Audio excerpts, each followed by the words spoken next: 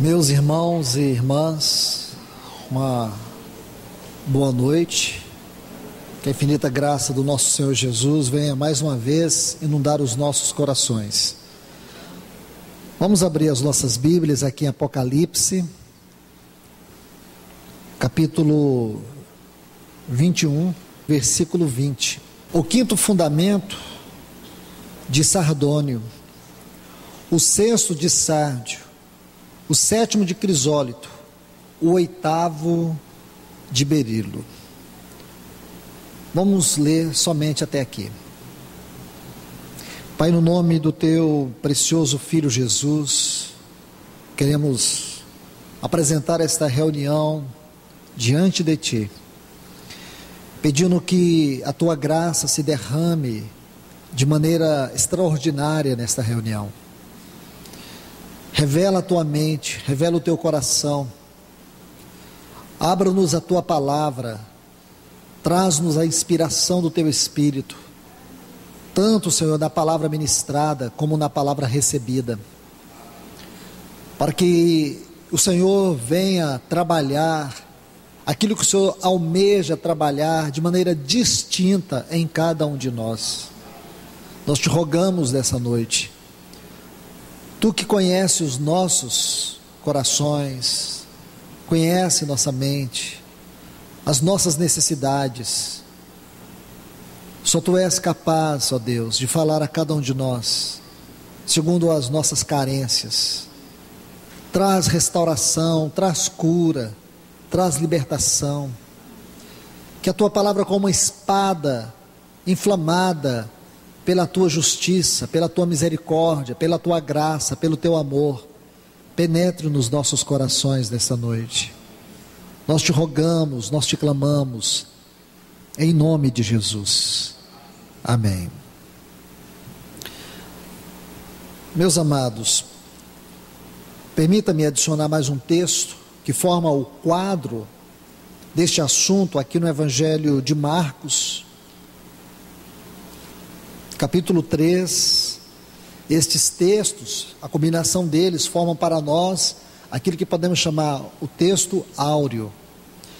Então, Marcos, capítulo 3, desde o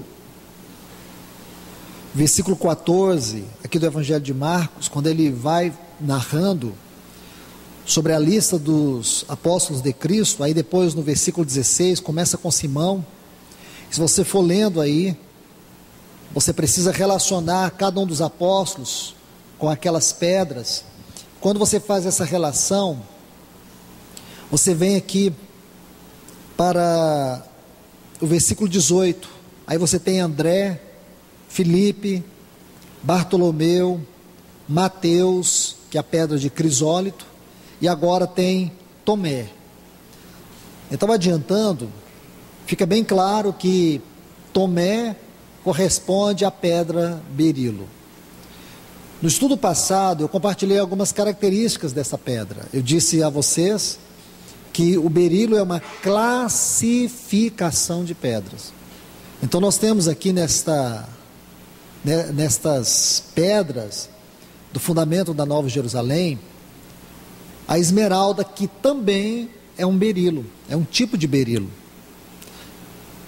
Porquanto, quando lemos os textos ali de Apocalipse capítulo 21, nós vemos a esmeralda sendo citada, a parte aqui do berilo, que corresponde ao Tomé.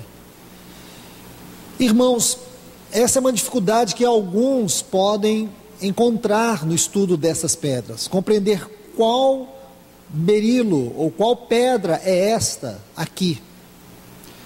Uma chave muito importante para nós decifrarmos esta pedra é entender que dentre os berilos existe um que é chamado de água marinha, ou aquamarine. Esta pedra, ela tem uma relação muito forte com Tiago, por uma razão. De todos os apóstolos de Cristo Jesus, uma relação muito forte com Tomé, porque de todos os apóstolos de Cristo Jesus, Tomé foi o único que atravessou o grande mar e foi evangelizar na Ásia, foi evangelizar na China, foi evangelizar na Índia. Por esta razão, fica evidente que esta pedra é a água Maria. Vamos então estudar hoje sobre o apóstolo Tomé, entender um pouquinho sobre ele. Qual a relação prática que nós podemos extrair dele com essa pedra? Porque o Tomé, ele é um discípulo que, de certa forma, ele sofre algumas acusações, talvez uma acusação em especial, com relação ao seu caráter, de ter se tornado ou de ter sido colocado para alguns, posso colocar isso de maneira bem clara, para alguns ele é tido como um sinônimo de incredulidade. Ele foi aquele apóstolo que duvidou do Senhor, que não creu na ressurreição do Senhor. Meus irmãos, eu desejo colocar isto ajudando vocês a perceber alguns princípios espirituais. Ao longo da vida cristã, nós vamos tratando a palavra de Deus, lendo a palavra de Deus, ouvindo a palavra de Deus, e às vezes podemos não perceber que alguns vícios de leitura, alguns vícios de estudo, até de forma inconsciente vai se formando dentro de nós. E aí você ouve uma doutrina, um assunto, um ensino, um tema, seja o que for. Se você ouve aquilo com alguma distorção, com algum pequeno desvio, é natural que aquilo se forme, aquilo se concretize na sua consciência dessa maneira, e assim você vai tendo uma visão errada, você vai tendo uma visão distorcida. Nós temos que gastar tempo com a palavra de Deus. O que nós vamos estudar hoje sobre a vida do Tomé vai nos mostrar algo muito, muito importante sobre ele, sobre o caráter dele, sobre o testemunho dele. Tomé não era a única pessoa incrédula naquele contexto da ressurreição. Eu vou colocar 2 textos para vocês.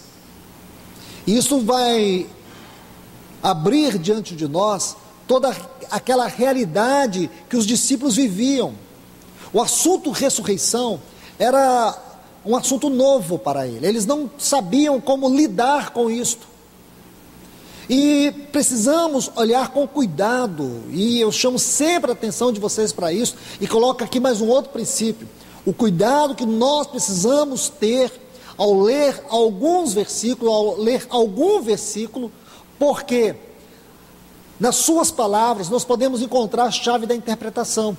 E é o caso da situação do Tomé. Nós vamos encontrar uma chave que vai abrir para nós, de maneira absoluta, o entendimento sobre o caráter dele e a realidade contextual na qual eles estavam envolvidos naquele episódio da ressurreição. Então, por favor, vem aqui comigo em Marcos capítulo 16. Vamos ver algo aqui sobre o Tomé muito importante. Marcos, capítulo 16, versículos 9 a 11. Na manhã do primeiro dia da semana, ressuscitou e apareceu primeiramente a Maria Madalena. Está vendo aí o versículo 9? A quem expulsara 7 demônios. Ela se foi para anunciá-lo àqueles que estiveram com ele, e quem estava se condoendo e chorando. Eles, ao ouvirem que ele estava vivo, que havia ressuscitado, e que ela o vira, nisso não acreditaram. Estão vendo? Está falando aqui dos discípulos. Vamos ler um outro texto que está relacionado com este, lá em Lucas capítulo 24. Lucas capítulo 24, os versículos 8 a 11. Então elas se lembraram de suas palavras e, voltando do sepulcro, referiram todas estas coisas aos 11. Por isso que é muito bom, irmãos, nós compreendermos a importância desses 4 evangelhos.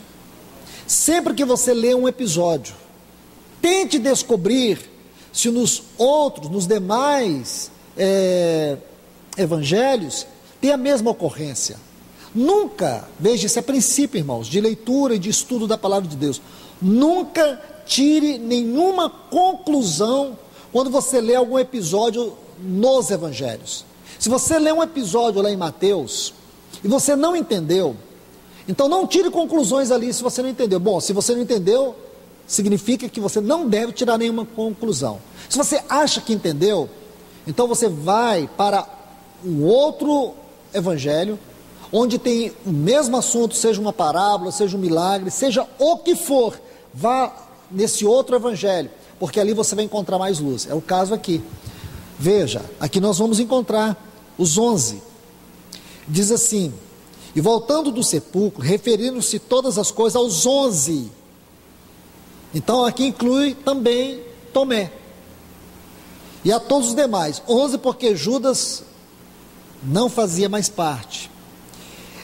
Eram Maria Madalena, Joana e Maria, mãe de Tiago, e as demais com elas que disseram tais coisas aos apóstolos.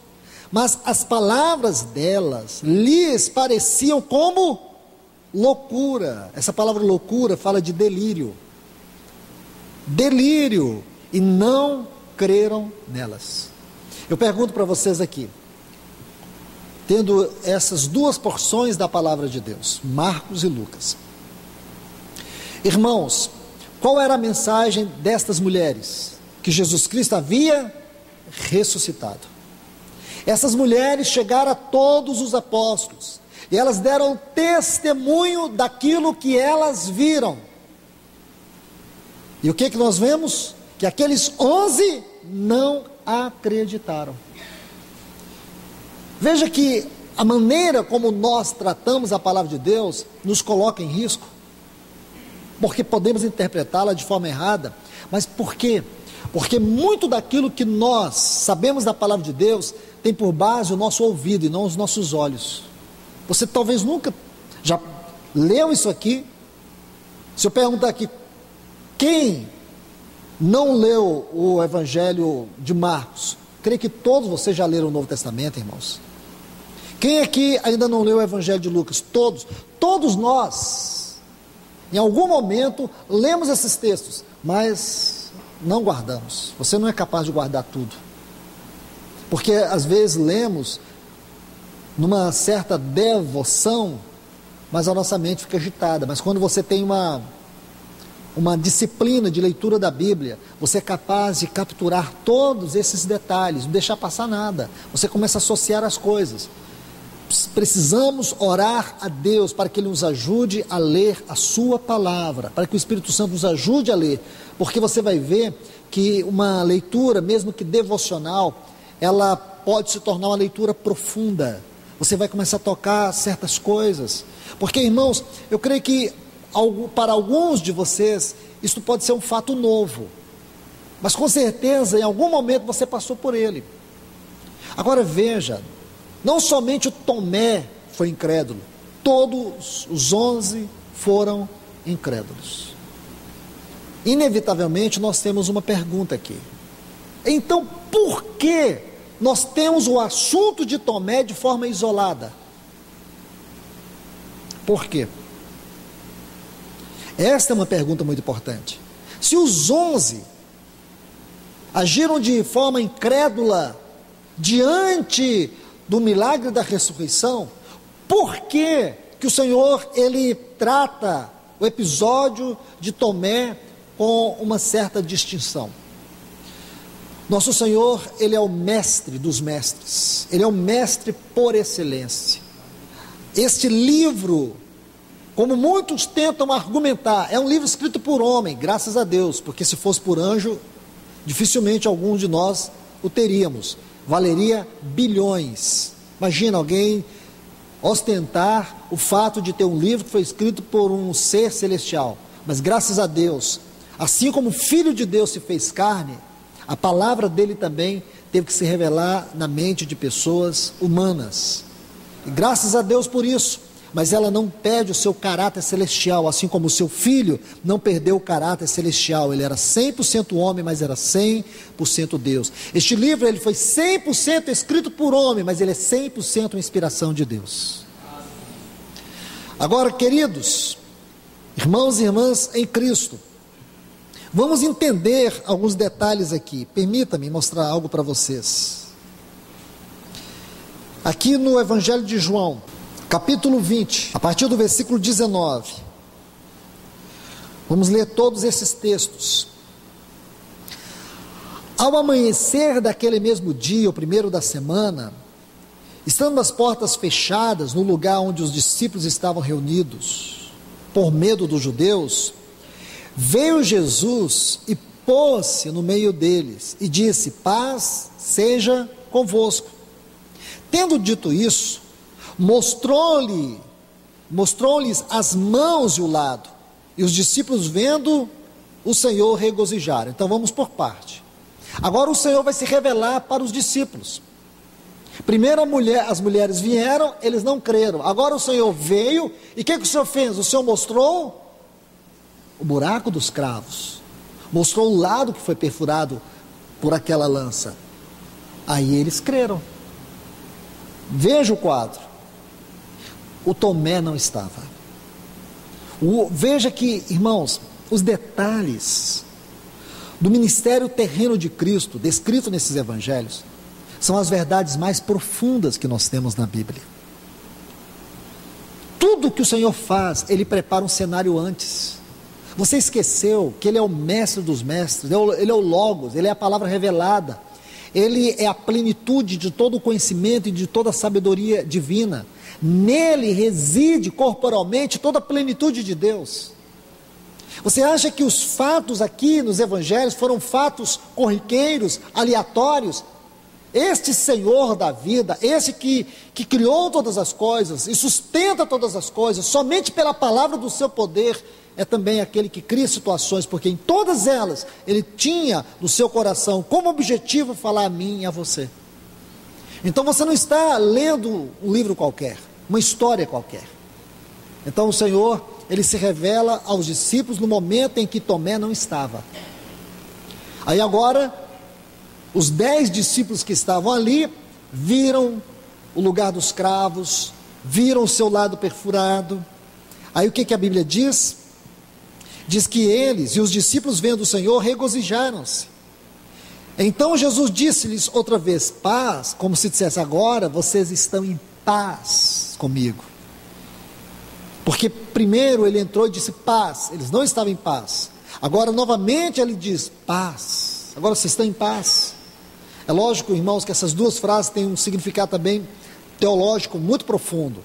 A primeira tem a ver com Romanos capítulo 5 e o versículo 1, e a segunda tem a ver com Filipenses capítulo 4 e o versículo 7, a paz com Deus e a paz de Deus.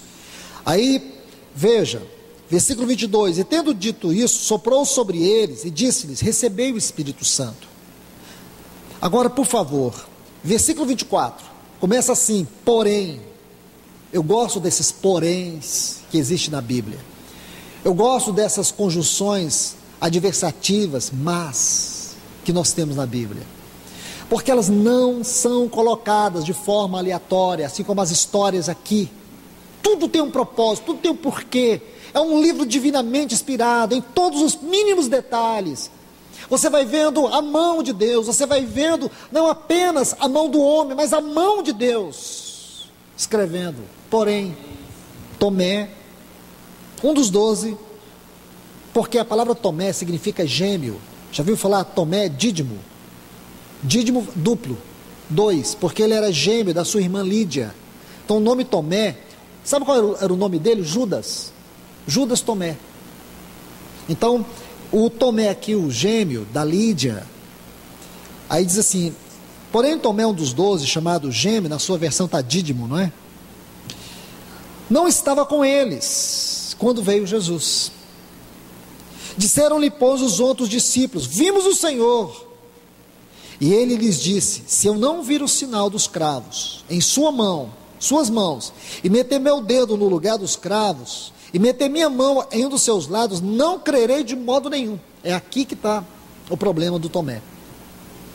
É que você lê esse texto, aí você vê que coração duro. O Senhor não prometeu ressuscitar? Prometeu, mas quem que não duvidou aqui? Todos duvidaram.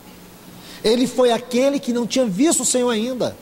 Os discípulos sim, porém ele não. Aí, passaram 8 dias.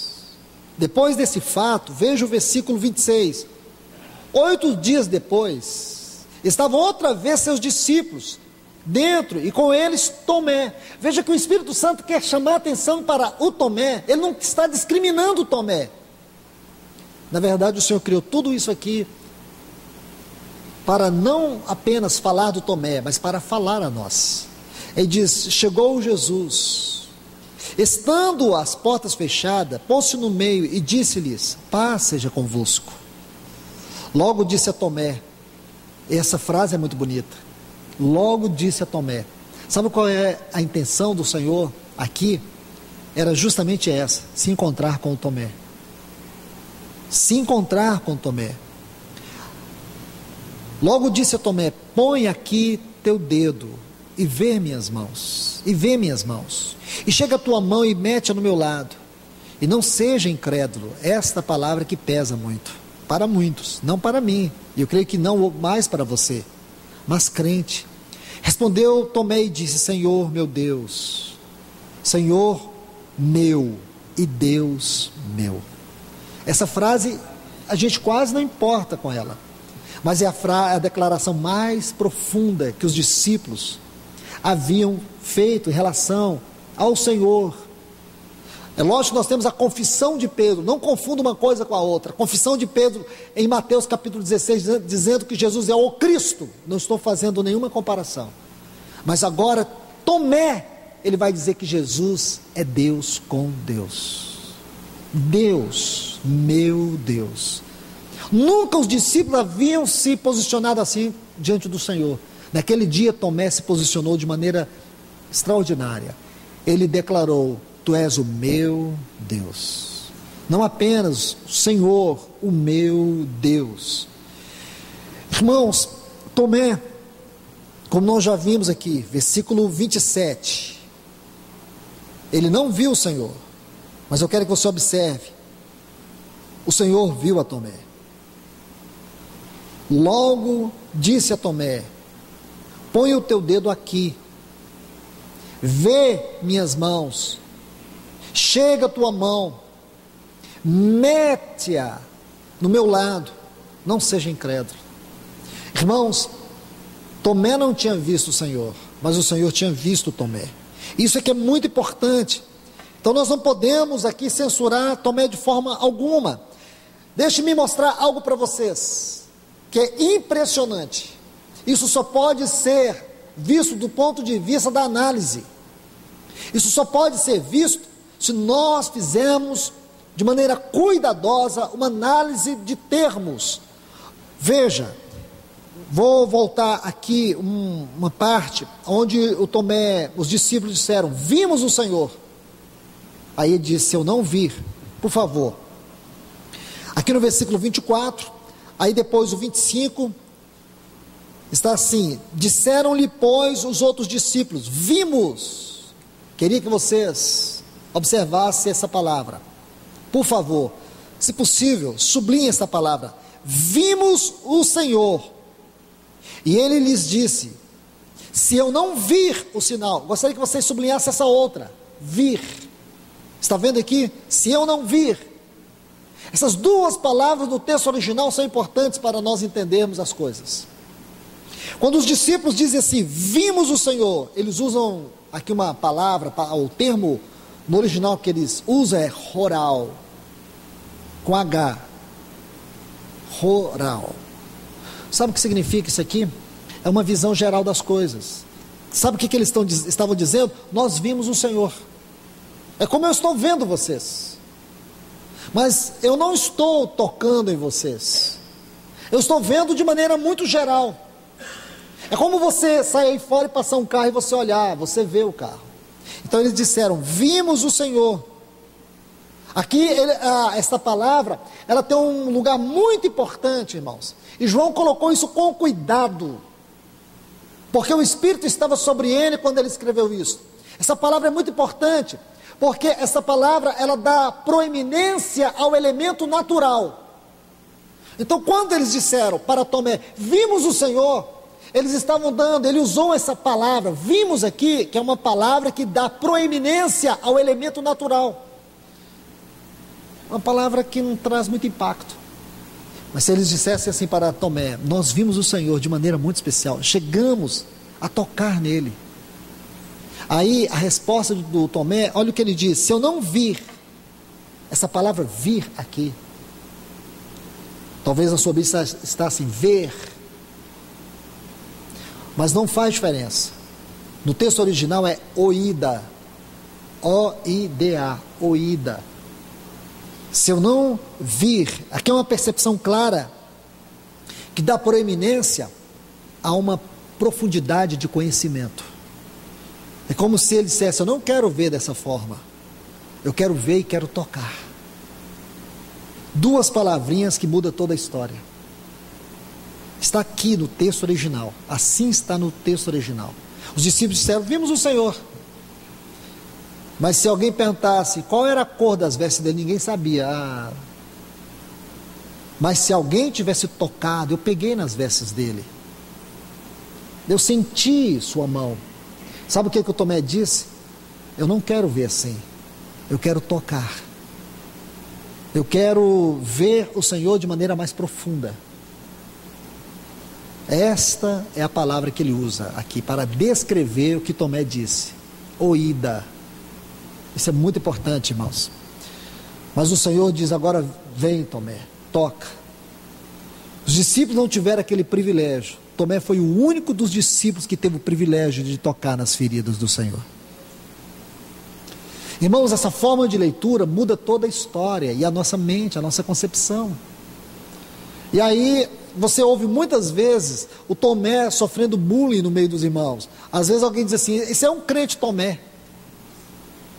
Então você saiba de hoje por diante que ser um crente Tomé é um grande privilégio. É aquele que desfruta de tocar nas feridas do Senhor. É aquele cristão que ele não é desatento. É aquele cristão que não gosta de vida cristã genérica. É aquele cristão que gosta de coisas profundas. Entende? Irmãos, vamos conhecer um pouco sobre o Tomé. Deixe-me colocar um outro exemplo aqui, porque no Evangelho de João, de todos os 4 escritores dos Evangelhos, João é aquele que mais vai dar detalhes sobre o Tomé. Deixe-me dar um exemplo para vocês. Evangelho de João, capítulo 11, versículos 14 a 16. E Jesus lhes disse abertamente, Lázaro morreu. Alegro-me por vós, por não haver estado ali, para que creais. Porém, vamos até ele.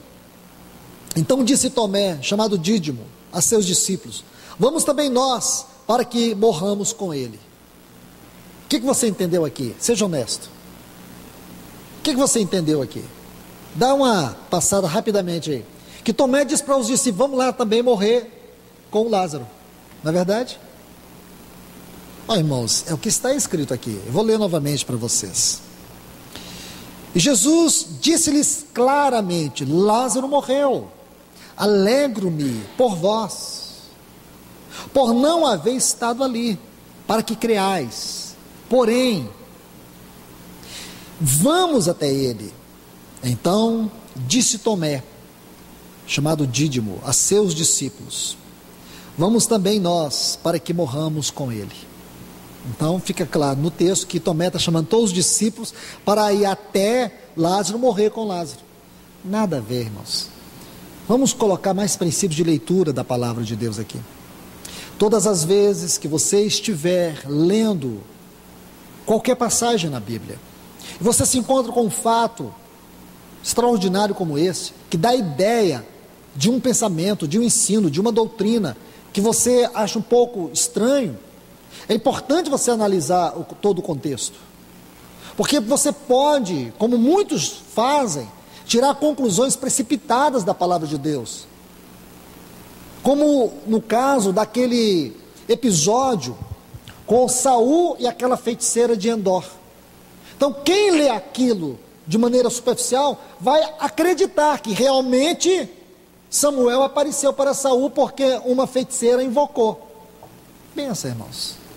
E tem gente, eu conheço pessoa séria, que ensina isso, que crê nisso.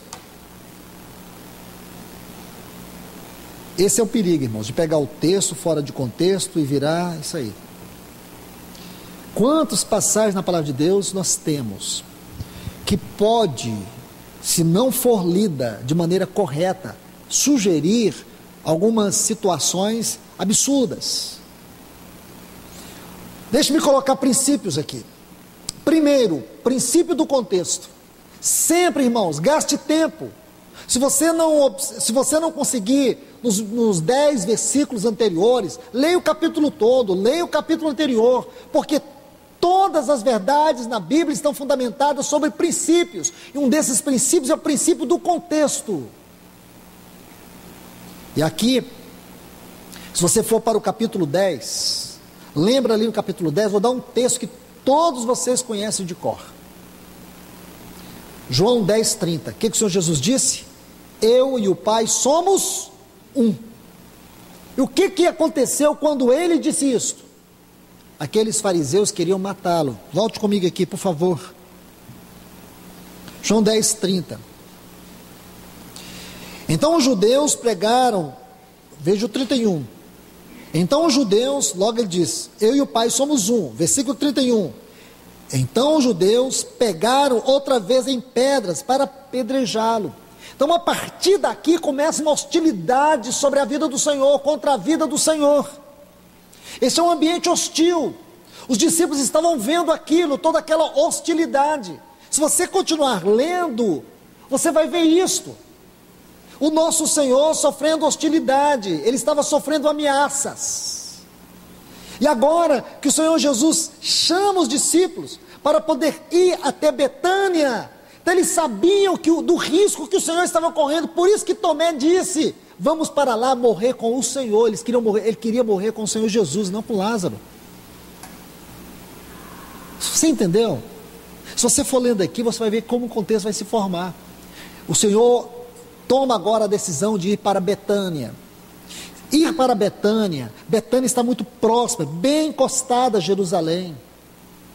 Esses principais sacerdotes, fariseus, eles tinham ali o seu grande centro. A passagem do Senhor, estude, irmãos, estude e você vai ver. João 2 e João 21. Todas as vezes que o nosso Senhor passou por Jerusalém, o impacto que teve. Então Tomé sabia dos riscos que o Senhor estava correndo. Há pouco as pessoas queriam pegar pedra para apedrejá-lo. Então sair e ir para Betânia era correr risco. Sabe o que Tomé disse para os outros? Não vamos ficar aqui, vamos com ele, vamos morrer com ele. Então ele está chamando os discípulos para morrer com o Senhor Jesus e não morrer com Lázaro. Toda essa história se passou. Agora, quando Tomé abre a boca, ele diz para os discípulos, vamos morrer com o Senhor. Esse é Tomé. Estão vendo, irmãos? Não é um discípulo que você pode achar que ele é superficial. Se você observar, versículo 4, olhe bem. Quando a notícia chegou até o Senhor sobre a morte de Lázaro, o 3 está assim, enviaram, pois, as irmãs para dizer a Jesus, vê, Senhor, o que amas está enfermo. Ouvindo isso, versículo 4, Jesus disse, essa enfermidade não é para morte, não é para a morte, porém para a glória de Deus. Então se o Senhor disse que aquela enfermidade não era para a morte, mais uma vez, nós podemos dizer com segurança, que Tomé não estava chamando os discípulos para morrer com Lázaro, porque o Senhor disse, vamos para lá, porque aquela enfermidade não é para a morte. Então estava muito claro na mente de Tomé, que não era morrer com Lázaro, era morrer com o Senhor. Esse é Tomé. Quando você estuda a história dele, você vai ver que ele foi um discípulo incrível, ele foi um apóstolo que realizou grandes obras para o reino de Cristo Jesus. Vamos avançar um pouquinho mais. Evangelho de João, capítulo 14. Quando você estuda desde o versículo, começa a leitura desde o versículo 1, quando o Senhor diz: não se turbe o vosso coração, crede em Deus, crede também em mim. Na casa de meu pai há muitas moradas, do contrário já vou-lo teria dito, pois vou preparar-vos lugar. E me vou e vos preparo um lugar, e virei outra vez, vos tomarei comigo, para que onde eu estou, vós estejais também. Sabeis onde vou, e sabeis o caminho. Aí o Tomé não suportou. O Senhor estava falando coisas tão profundas. Você sabe disso, irmãos. Os termos que o Senhor usou aqui, eles não podem ser examinados de maneira superficial. Irmãos, os discípulos estavam com o coração aflito. Você sabe que esses capítulos aqui, desde o capítulo 13, lembra quando o Senhor Jesus Cristo mandou preparar o cenáculo? Deixe-me tentar mostrar algo para você aqui. Lembra quando o Senhor Jesus mandou os discípulos preparar o cenáculo? Aí eles encontraram aquele homem com o cântaro na cabeça. Aí eles foram para aquele cenáculo. E você sabe que do capítulo 13 do Evangelho de João até o capítulo 17, tudo que está nesses capítulos ocorreu ali naquele cenáculo. Isso é muito importante. Deixe-me colocar um item a mais aqui. Isso significa que aqui estão as últimas palavras do Senhor. A percepção que eu tenho é que os discípulos sentiam que algo ruim iria acontecer. Por que eu sei disso? Por causa dessa palavra: não turbe o vosso coração. Se o Senhor disse isso, é porque Ele estava vendo o coração deles angustiado. Eles já estavam sendo tomados de uma angústia, de um sentimento de perplexidade. Então, nesse ambiente solene para o Senhor, não para eles, porque eles sentiam que alguma coisa estava por acontecer, perturbados, eles estavam perplexos, angustiados. O Senhor diz: não fiquem angustiados, não turbe o vosso coração, não decline na angústia o vosso coração, crede em Deus, crede também em mim.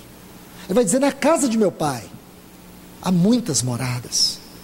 Irmãos, aquilo para eles era algo surpreendente, porque eles nunca ouviram o Senhor falar daquela forma. Eu vou preparar lugar para vocês, eu vou voltar. Quando o Senhor falou isso, irmãos, imagine o coração deles foi apertando, porque eles não sabiam o que ia acontecer amanhã. Mas em secreto, o Senhor muitas vezes advertiu eles acerca dessa hora. Irmãos, vão em uma concordância bíblica, procure a palavra hora, somente no Evangelho de João. Ela tem um lugar muito especial. Hora, aquela hora, naquela hora, naquele dia. Então os discípulos sabiam que a hora ia chegar, aquele dia ia chegar. E a tônica das palavras do Senhor, com certeza, eram outras dos anos passados.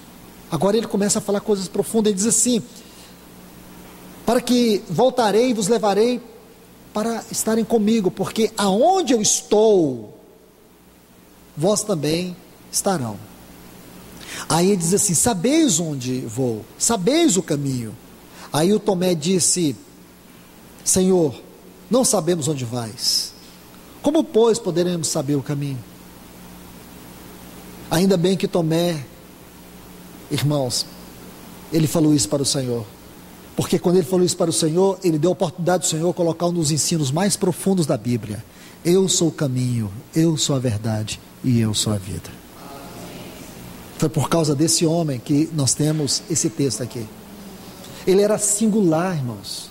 É claro que a gente viu os discípulos, cada um tem as suas particularidades, as suas singularidades, e Tomé tem a sua.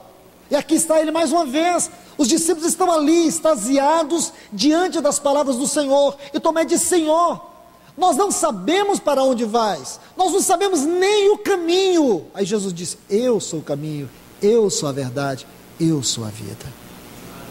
Por causa do Tomé.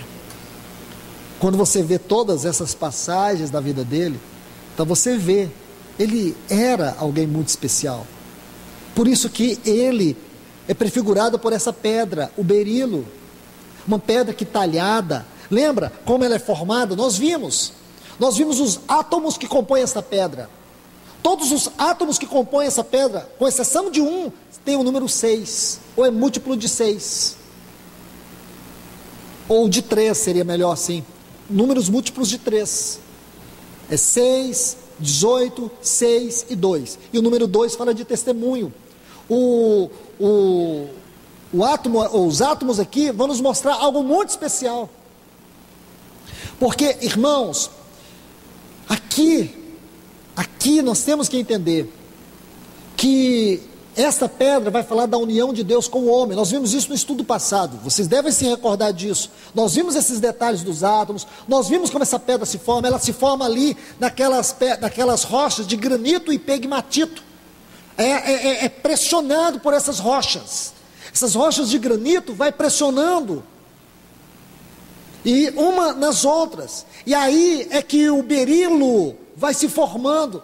Isso é extraordinário, irmãos. Pressão, força, a pressão dessas grandes rochas é que vai formar essa pedra de berilo. Que coisa linda, irmãos, porque Deus, Ele sabe muito bem como colocar alguns granitos na nossa vida, para que Ele mesmo possa moldar o nosso caráter e nos tornar uma pedra preciosa, que vai compor essa gloriosa cidade que nós temos uma visão profética, Apocalipse, que é a Nova Jerusalém.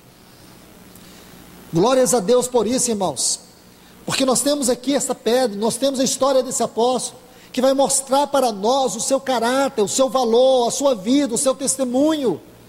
Deus não nos deu isto aqui para que nós venhamos ler história. Deus nos deu isso aqui para mostrar a parábola da conformação do caráter de Cristo no nosso caráter. Não é para ler sobre a vida de Tomé, é para que nós possamos ver a maneira como nós estamos sendo esculpidos pelo nosso Senhor Jesus, a maneira como Deus mesmo está trabalhando em nós, a maneira como o seu Espírito está operando em nós, de tomar pessoas frágeis como Tomé, mas pessoas que caminham com o Senhor, pessoas que andam com o Senhor, pessoas que estão dispostas a experimentar o Senhor, não pessoas que são enganadas por qualquer coisa. Lembra quando o apóstolo João disse: provai os espíritos e vede se é de Deus? A questão foi que Tomé, quando ele falou aquilo, ele falou numa situação imprópria, em relação ao Senhor, mas mesmo assim, ele preferia tocar, mas ele queria ver de maneira profunda, ele não queria ver o Senhor de maneira qualquer, ele queria ver o Senhor a ponto de poder desfrutar, tocar no Senhor. E aqui, meus irmãos, nós vamos ver um homem que ele não se deixava levar por qualquer conto, embora o assunto da ressurreição não era qualquer conto. Ele já teve o testemunho das mulheres, ele não creu. Ele teve o testemunho dos apóstolos, ele não creu. Ele queria ter a sua própria experiência. Então vamos deixar de ver as coisas do ponto de vista negativo. Nós precisamos, irmãos, nós mesmos viver a nossa história com o Senhor. É maravilhoso o que as pessoas contam, graças a Deus, mas você não pode viver a vida cristã na sombra de outros. Você tem que tocar, você tem que desfrutar. Esse é o grande perigo, irmãos, é que nós muitas vezes não provamos espíritos. Não estou falando no caso de Tomé, lá em João capítulo 20, a partir do versículo 19. Eu apenas estou colocando esse detalhe porque para mim ele é primordial. Nós muitas vezes não temos provado espírito. Nós às vezes acreditamos em tudo. Nós muitas vezes aceitamos tudo que vem à nossa mesa. Nós não temos um coração cuidadoso quanto a isso, um coração zeloso. Tomé era zeloso. Tomé amava o Senhor, ele estava disposto a morrer com o Senhor. Ele era muito honesto. Aquilo que ele não compreendia, ele falava ao Senhor. Quando ele não entendeu aquilo que o Senhor Jesus Cristo estava falando, era tão profundo. Ele disse: Senhor, não sabemos para onde vais, não sabemos nem o caminho. Ele era sincero. Quando os discípulos disseram, vimos o Senhor, ele disse, eu quero tocar, eu só vou crer se eu tocar. Porque, irmãos, lembre-se, a palavra crer na Bíblia, a palavra fé na Bíblia é relacionamento. O problema é que nossa concepção de fé é religiosa. A nossa concepção de fé, ela tem por base a religião e não Cristo. Mas quando você lê na Epístola aos Hebreus, porque o capítulo 11 de Hebreus é o capítulo na Bíblia que foi escrito para poder nos ensinar sobre fé. Se você quer entender fé, você tem que ler todo este capítulo. E ali ele vai dizer que a fé é a certeza. Essa palavra certeza vem de um vocábulo no original que vai falar de quê? De imagem. É a palavra upóstasis. A mesma palavra que está no versículo 3 desta epístola aos Hebreus do capítulo 1. Quando vai falar do Filho, ele é a upóstasis do Pai. Essa mesma palavra está lá em Colossenses. Quando vai dizer que o Senhor Jesus Cristo, lá no versículo 15, ele, do capítulo 1 e o versículo 15, ele é a imagem do Deus invisível. Então a fé para nós é uma imagem.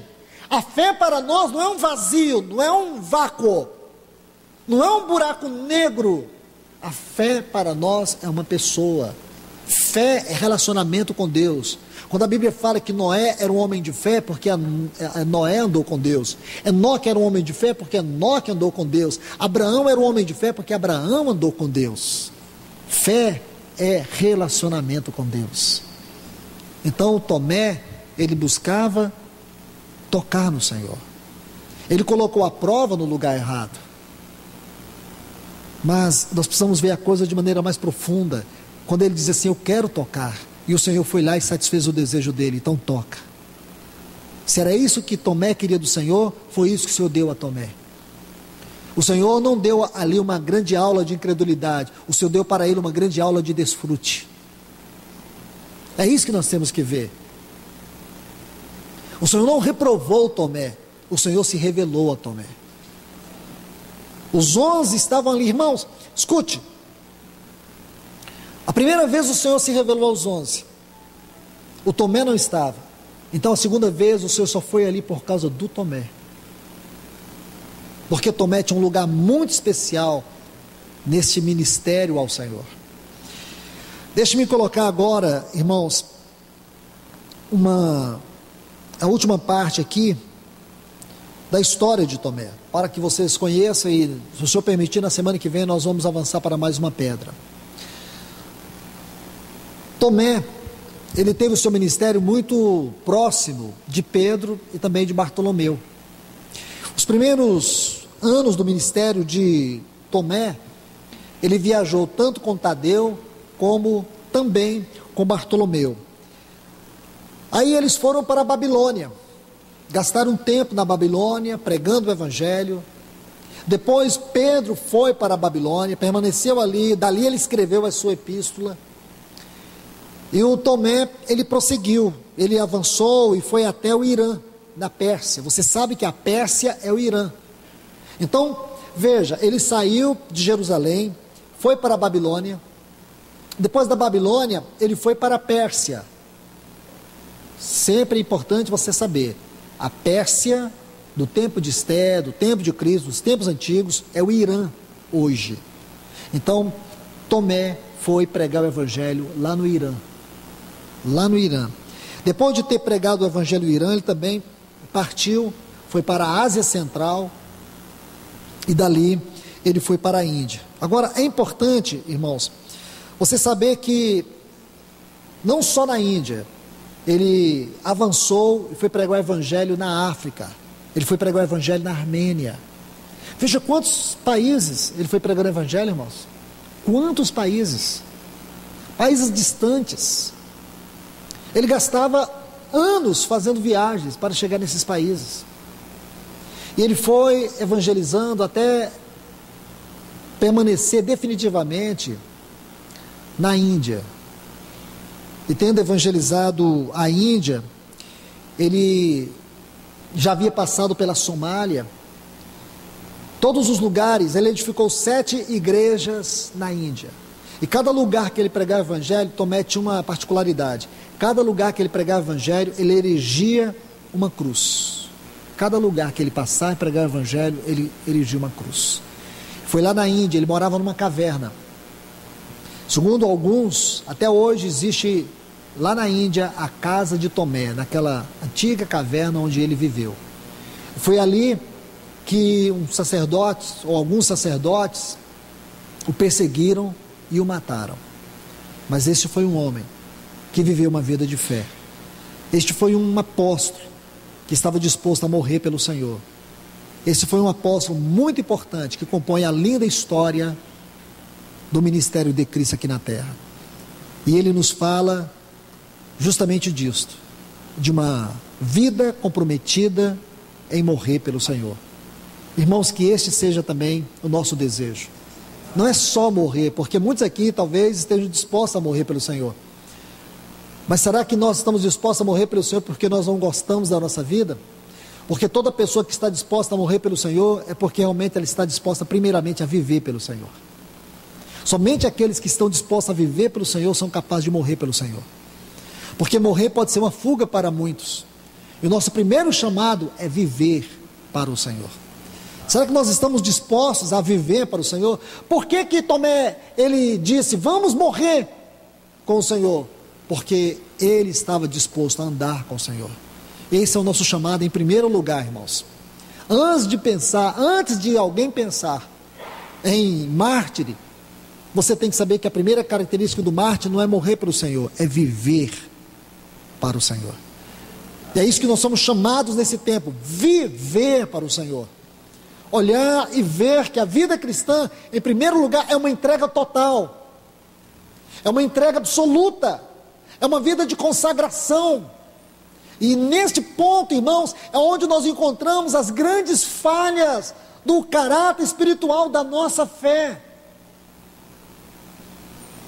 O que é uma pessoa incrédula? Nós não podemos achar que uma pessoa incrédula é uma pessoa como Tomé, porque Tomé não era incrédulo. Ele só não queria ser banal. Ele aplicou o seu zelo numa situação onde ele não deveria. E para muitos ele foi interpretado. Mas esse não é o cenário da mente do Senhor em relação a Tomé. O Senhor preparou aquele ambiente para se revelar, para permitir que ele toque, ou que ele tocasse nas suas feridas. Agora, irmãos, a incredulidade é algo muito profundo. A incredulidade não tem a ver apenas com alguns atos, mas com atitudes, com comportamento, com caráter. Incredulidade. Quando Paulo diz, coloque esse texto como o último que nós vamos ver nessa noite, e aqui nós vamos encerrar.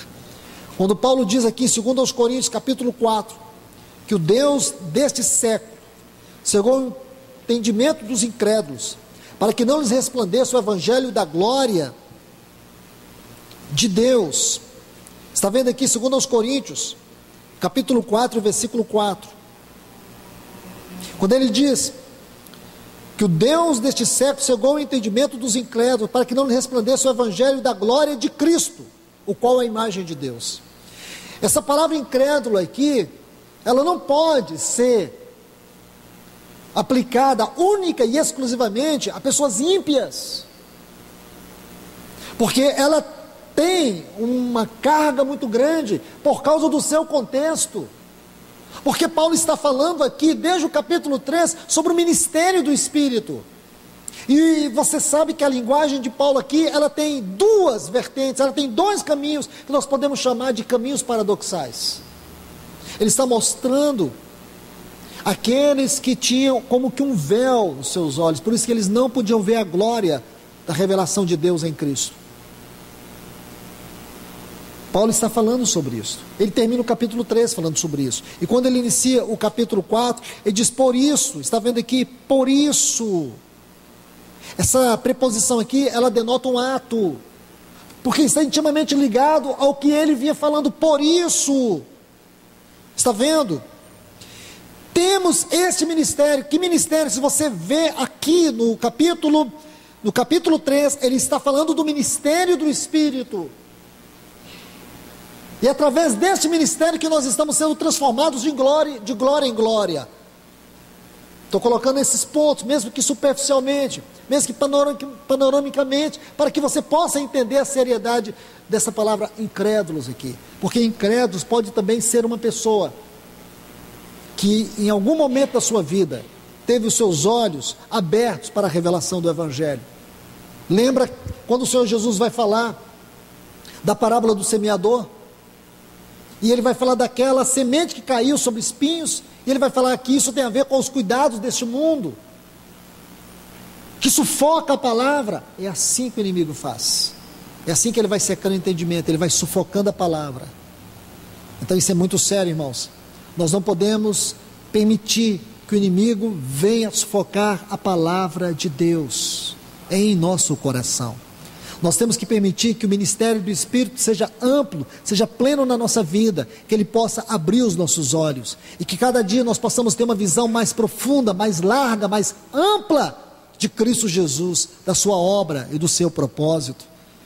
Porque, irmãos, tudo que existe nesse mundo, e tudo que Satanás puder fazer através deste mundo, ele fará para inutilizar o valor da palavra de Deus, porque quando a palavra de Deus, ela é enfraquecida no nosso coração, consequentemente, a nossa fé vai sendo diluída, porque a fé vem pelo ouvir, e ouvir a palavra.